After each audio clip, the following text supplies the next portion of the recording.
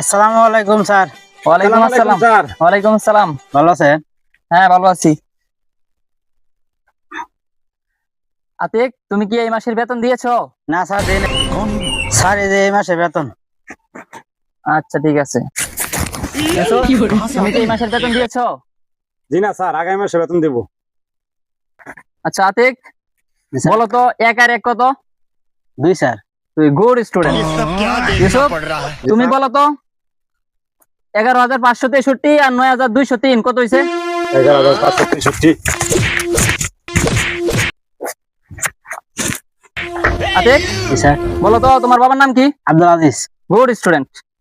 ইউসুফ, জি স্যার। তুমি বলো তো সানি লিওনের বর্তমান জামাইয়ের নাম কি?